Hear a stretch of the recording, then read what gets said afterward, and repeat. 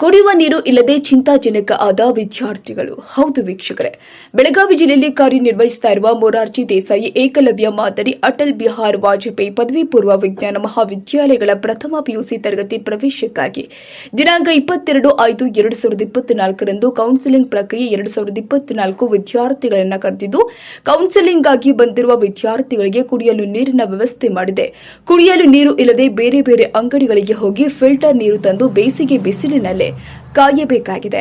ನಂತರ ಸಂಬಂಧಪಟ್ಟವರಿಗೆ ನೀರಿನ ಬಗ್ಗೆ ನಮ್ಮ ಚಾಲುಕ್ಯ ಟಿವಿ ವರದಿಗಾರರು ಹೋಗಿ ಕೇಳಿದ ನಂತರ ಮಾತ್ರ ನೀರಿನ ಕ್ಯಾನ್ ಇಡಲಾಗಿದೆ. ಬೇಸಿಲಿನ ದಿನದಲ್ಲಿ ಕುಡಿಯುವ ನೀರು ವ್ಯವಸ್ಥೆ ಮಾಡದೆ ಕೌನ್ಸೆಲಿಂಗ್ ಆಗಿ ಕರೆದ ಇವರುಗಳು ವಸತಿ ಶಾಲೆಗಳ ಬಗ್ಗೆ ದೇವರೇ ಬಲ್ಲ.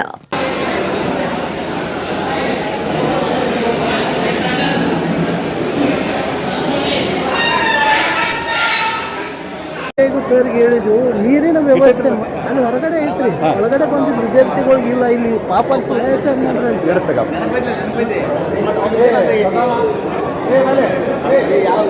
ಮಾತಾಡೋದು ಇಲ್ಲ.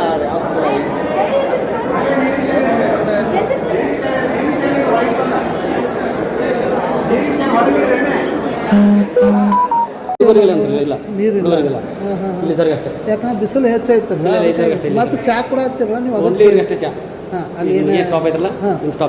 ಅಷ್ಟೇ ನೀರಿನ ವ್ಯವಸ್ಥೆ ಆದ್ರೂ ಇಡ್ಬೋದಾಗಿತ್ತು. ನಿಮ್ಮ ಎಲ್ಲ ಅಧಿಕಾರಿಗಳು ಯಾಕಂದ್ರೆ ಪಾಪ ನೀರಿಗೆ ಓಡಾಡಕ್ಕ